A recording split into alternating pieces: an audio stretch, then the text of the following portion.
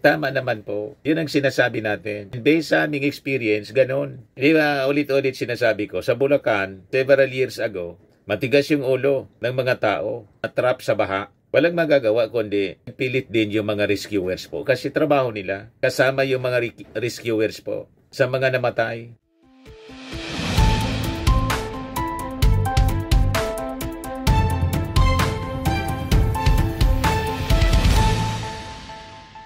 Hello po mga kababayan, si Dante Maravillas. Update namin po kayo sa mga kaganapan dito sa amin. Tuloy-tuloy ang clearing operations po after na makalampas na dito sa amin po ang bagyong si Uwan. Yan yung Legazpi Boulevard mga kababayan.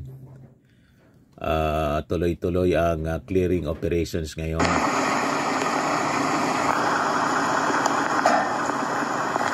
May manaka-nakapang pagbagsak ng ulan.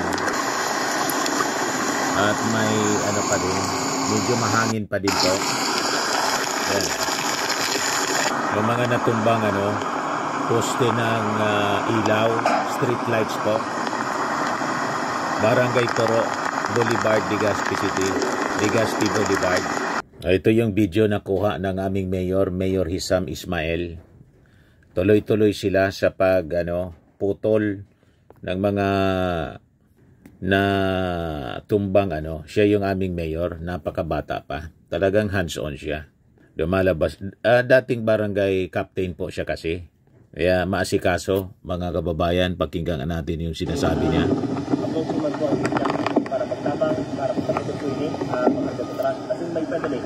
Alam po, nakulo ng apot o request kasi po yung mga panabang Legazpeños, pero syempre kukunan na po muna as ipa-priority na ang National Highway kasi para po sa true input na National Highway yun, unang lilinisin syempre para madali yung panahon dito magsabot yung biyahe ng mga tao. Tapos sa ang mga national agencies, ang City Government of Legazpi, ang gabos po nagtarabangan para sa bahay at yung kapakaskas na pagkipuhan o pagkakaray as of now, kami yaw lang dito mga uniform personnel tamong matamang sa mga discipline po kayo po kung nakitagabos habang kayo po so wag mo nang lumabas daw kasi nasa clearing operations pa.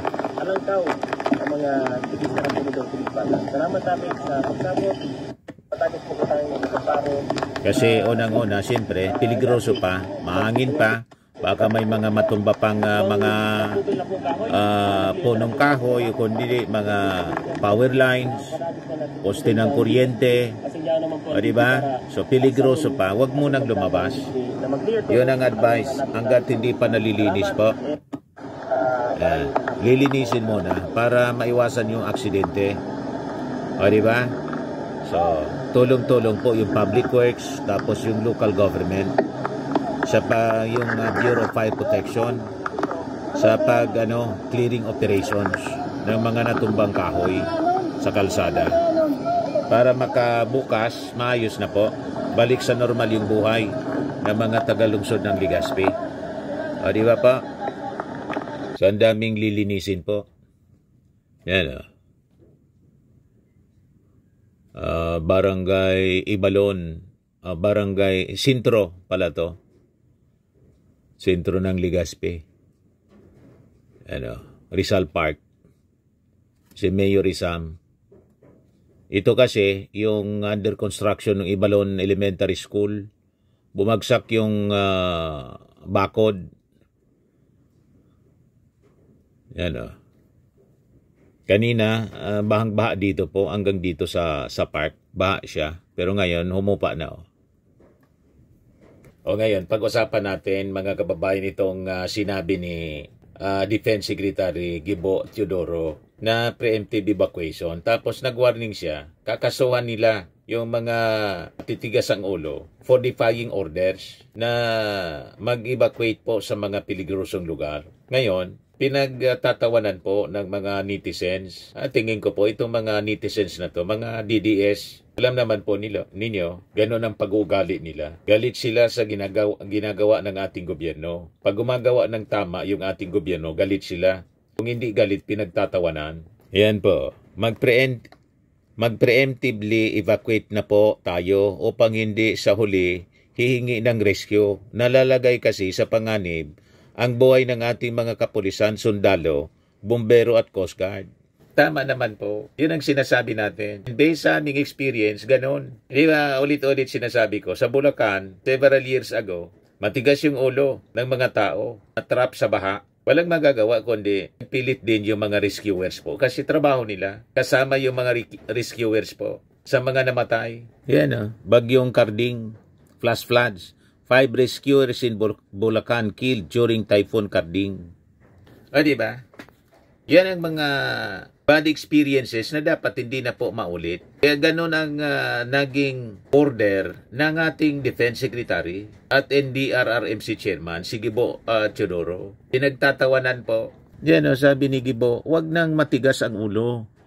Nakiusap si Defense Secretary Gilbert Teodoro sa publiko na sumunod sa mga otoridad kapag nagpapatupad ng preemptive evacuation sa mga tatamaan ng Super Typhoon Uwan. Ayon sa kalihim, marami pa rin ang hindi sumusunod kapag pinalilikas ng maaga kaya nalalagay sa peligro.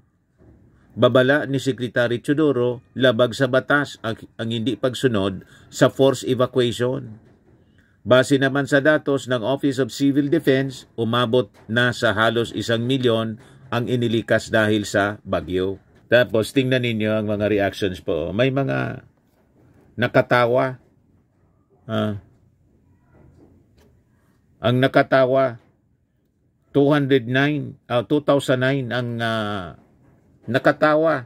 Bakit ninyo pinagtatawanan? Ang tamang estratehiya para maiwasan natin yung casualties and injuries. Bakit ninyo pinagtatawanan? Yan ang problema sa atin po Nawala na sa tamang katinuan, tamang kaisipan. Ang iniisip ng ating gobyerno, kapakanan ninyo. Hindi man pwedeng isubo ng mga rescuers yung buhay nila. Sabi nga natin, di man sila Superman, na pwede silang lumipad anytime at pwede ko yung i-rescue.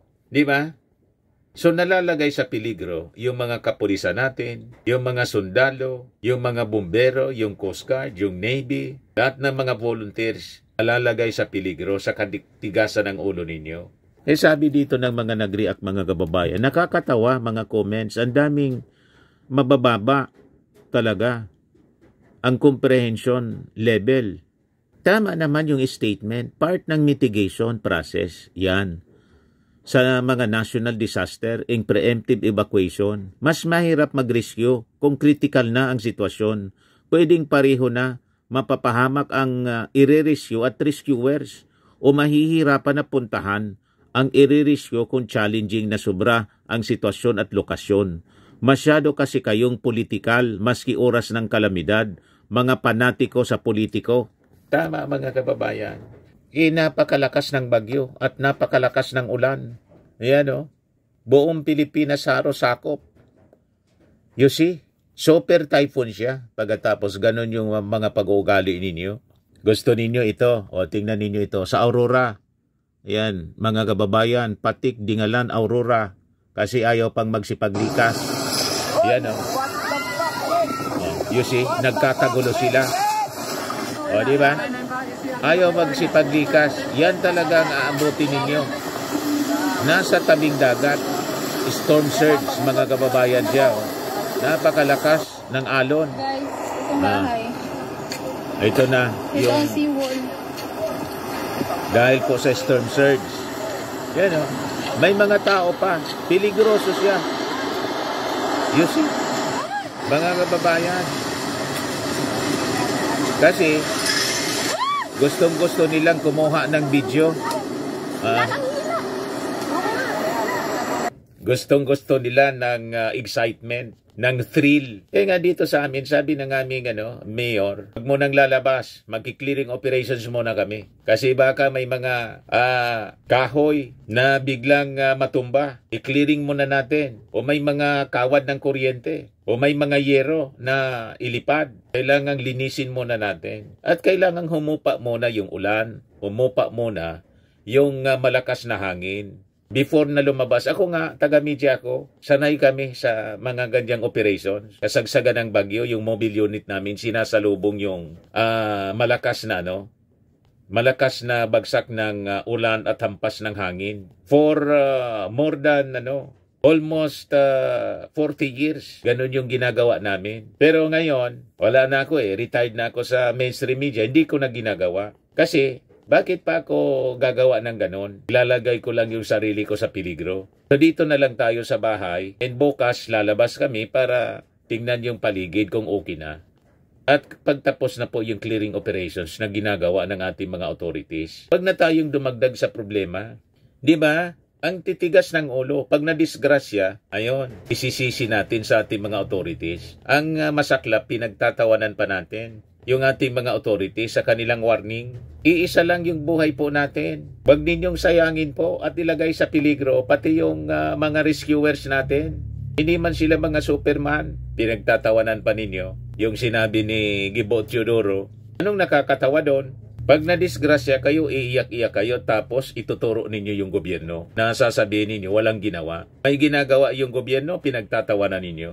Anong klase mga tao kayo? Ito, dapat aurora pa din ito. Tingnan ninyo. Nagkakagulo sila. Muntikan na mga kababayan, yung matanda. Muntikan na. Maano do. Sirul labilinan niya, tapos yung lolo nila. Kita ninyo, nagkakagulo sila. Gustong-gusto nila na mag-video. Storm surge kasi nandyan na sa Aurora. Yan Kita ninyo? Papunta ng Aurora province. Malamang tumatama na ngayon. Habang paparating, siyempre, normal yung tumaas yung hampas ng mga alon. Siyempre sa lakas po ng hangin. Lalamunin sila kasi nasa coastal area sila. Nasa baybayin mismo. Dapat ang lahat ng mga baybayin, klarado siya para maiwasan po yung possible storm surge. Ganun yung mga warnings na maririnig natin. Paulit-ulit sinasabi ng Pag-asa, may gale warning, tapos may storm surge. Ang titigas ng ulo. Gusto ninyo ng excitement. Gusto ninyo ng ganitong senaryo. O diba? Nagtatakbuhan kayo. Tingnan ninyo ang pagmumuka. Takot na takot, mga kababayan, at nagsisigawan. Tapos yung warning, advisory ng NDRRMC ni Secretary Gibo Teodoro, pinagtatawanan. Anong nakakatawa doon? Diba? Huwag na dapat maulit ito. Yung Yolanda, tingnan ninyo yung namatay sa Yolanda. Kaya sabi dito sa statement ni dating Speaker Martin Romualdez, malinaw ang nakuha nating aral noong Yolanda. Hindi natin kayang pigilan ang bagyo, pero kaya nating pagandaan ito ng may pagkakaisa at malasakit. Ang kahandaan ay hindi lamang responsibilidad ng pamahalaan kundi ng bawat Pilipino. Yan ang sabi ni dating Speaker Martin Romualdez. Responsibilidad po natin lahat. Huwag lahat iasa. Hindi kayo lahat mababantayan ng ating kapulisan. Kaya ang importante, pag may panawagan, may utos yung mga authorities para mag-evacuate kayo, mag-evacuate po. Kasi buhay ninyo ang pinoproteksyonan ng gobyerno. Pag wala namang ginawa yung gobyerno, magagalit kayo. Sasabihin ninyo, pabaya ang gobyerno ni Bangag. Di ba? Wala nga niyang ginawa si Bangag. Ganun na lang tayo lagi. Turo ng turo, turo ng turo. Tapos, yung ating Pangulo, doon sa dilubyo na dala ni Tino, pumunta doon yung ating Pangulo, iniinsulto pa sa mga reactions ng mga netizens. Pinagtatawan, iniinsulto.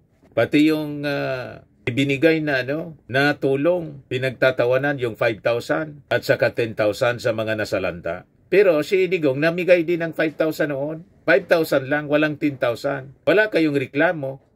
Galit sila. Bakit daw nasiraan ng mga bahay, 10,000, 5,000 lang yung binibigay? O tingat may binibigay. Sigurado naman po na may pabahay na gagawin yung ating gobyerno sa mga talagang nasiraan. Wala ng bahay. Bibigyan ng pabahay siyempre. Pero ito mga paunang tulong pinansyal kasi siyempre yung mga pangangailangan, immediate needs nila after na tamaan ng bagyong Tino. Yan December 28, 2021. Sabi dito sa report ng Philippine News Agency, Duterte to give 5,000 pesos each to families hit by Odette. I am giving 5,000 per family. The money that I have gathered so far would be sufficient for the assistance of 5,000 to everybody. Yan yung sabi niya. Pero nung ating Pangulong Bongbong namigay, pinagtatawanan po, iniinsulto ng mga DDS influencers. Kasi daw, bakit namimigay ng 5,000 lang? Pagkasyaan niya yung 5,000 in 10,000 para sa mga nasiraan, nasalanta ng Tino. Ganon sila mag-isip. Pag ang ating Pangulo namigay ng 5,000, 10,000, pinagtatawanan, galit sila, iniinsulto. Pero si Digong namigay din ng 5,000 noon sa mga biktima ni Odette. Wala silang sinasabi. You see? Ito yung pinagtatawanan ng mga DDS. Victims who lost houses to get 10,000 aid. Iniinsulto nila. Matindi po mga kababayan na sana sa gitna ng calamity, nagkakaisa dapat. Pinagamit pa nila ito sa political attacks para siraan yung ating Pangulo. Kasi gusto nilang pagtakpan yung mga flood control scandal na pinapaimbestiga ng ating Pangulo. Na karamihan dito po sa mga flood control scandal na to, nangyari sa panahon ng previous administration. You see, inugulin nila ang kwento mga kababayan. At pati itong mga ginagawa ng ating gobyerno sa paganda sa bagyong Uwan, pinagtatawanan nila. Yes, sabi dito ni Sumiri Aiko, why are people laughing? Sinasabi niya lang naman, lumikas na agad. Bakit may ibang usapan? Totoo namang matigas ang ulo ng iba sa atin. Lumikas na lang kasi pag sinabing lumikas. Kaya sabi ni Roy Kakatso, bawal ang mag-rescue pag andyan ang bagyo. Evacuate now para sa kaligtasan ng lahat. Ang gusto nila, alabas yung mga rescuer sa kasagsagan ng bagyo at baha. Ano yan? Suicide? So hindi tama na kasagsagan, lalabas sila din yung mamamatay. So ngayon, napaparating pa lang ang bagyo, dapat nasa evacuation center. Kaya nga preemptive evacuation. Para ligtas yung lahat. At hindi kailangan ang pagsuong sa peligro. Kumbaga, may rescue team pa rin para doon sa mga in case of emergency na hindi inaasahan. Despite na ginawa yung preemptive evacuation, may mga lumabas pa rin at may na ibang direksyon. Limbawa ng baha, may sasaklolo kahit papano. Pero usually dito sa amin, yun ang aming binibigyan ng emphasis sa mga warnings. Sa aming broadcast sa radyo. Walang sisiyan ha. Baka maya-maya ay tatawag dito sa amin. Pare-rescue kayo. Bahala kayo sa buhay ninyo. Kasi hindi Superman ang mga rescuers. Isusuong yung buhay sa kasagsagan mismo ng bagyo. So sila din yung malulunod. Di ba? Nangyari na po sa Bulacan. Ulitin natin yung ganong pagkakamali. Huwag na dapat nating ulitin ang ganong pagkakamali. Tingnan ninyo, pilosopo itong si Emery Del Rosario. Nakakaya naman galing pa sa inyo, Sir Defense Secretary, na utang na loob pa ng mga tao na i-rescue sila kung ayaw magsipaglikas. Dahil yung mga pulis sundalo nyo, malalagay pa pala sa alanganin. Ano pa to serve and protect ang silbi nila? Sa bagay, for peoples with power and money lang ata yung to serve and to protect. Okay lang sana yung evacuation nyo ganon kaayos at kayang i-accommodate lahat ng ililikas. Di gusto mo, ikaw ang mag-rescue. Di ba? Kayo ang mag-rescue. Mag-volunteer kayo. Pagkatapos isabak namin kayo sa ganyang ori ng peligro. Tingnan natin kung lalabas kayo. Yan ang problema sa mga pilosopo Hindi nga Superman sila na pwede kang suungin ang ganyang peligro. Pinalilikas para sigurado na walang malagay sa peligro pati yung mga authorities natin. Yan ang tamang strategy. Pero kung gusto mo, di ikaw ang mag-rescue. Di ba? Tingnan natin kung gagawin mo. Yes, sabi ni Riley Gwyneth Santiago, totoo naman. Dapat naman talaga, lalo na kapag yung lugar is laging binabaha, walang nakakatawa sa sinasabi niya. Palibasa yung mga tumatawa na yan, yung mga hindi nakaranas bahain yung bahay. Kasi kawawa ang mga rescue team. May mga pamilya din yan. Sila, pero mas inuuna nila yung kapakanan ng mga nakakarami at apektadong lugar. Correct. Pero kung yan ang gusto ninyo, di mag-suicide kayo dyan. ayaw ninyong umalis, di bahala kayo sa buhay ninyo. Buhay ninyo yan eh. Pero huwag ninyong sisisihin yung ating mga authorities na nag-warning na. Patiwakal kayo kung gusto ninyo. Di ba? Ganun lang, mga kababayan. Kami ganito ganyan ang sinasabi namin mismo sa radyo. O yung gusto magpatiwakal, dyan na kayo. Gusto na ninyong tapusin yung buhay ninyo, huwag na kayong umalis dyan. Dyan lang kayo sa tabing ilog para lamunin na ang buong bahay ninyo at mawala na yung mga taong titigas ang ulo. Ganun ang sinasabi namin. Mabawasan yung mga pasaway dito sa mundo. Lamunin na kayo ng landslide at sa kabaha. Biyo pa. Yan ang ginagawa namin, mga kababayan. Anong ako nasa mainstream media pa, nag-aangkor ako during typhoon. Lagi ko yung sinasabi. Sabi ko, hindi ko kayo tinatakot. Pero sasabihin ko sa inyo, sawang-sawa na kami sa pagwa-warning sa inyo. Kung gusto ninyo magpatiwakal, hala kayo sa buhay ninyo. Isasama namin kayo sa casualties. Ayun. Because of that, zero casualty kami dito sa amin kasi takot sila na walang sasaklulo sa kanila. Di ba? Dapat silang sumunod sa patakaran ng gobyerno na preemptive evacuation. Ngayaw nila, di magpatiwakal na sila. Ganun lang po.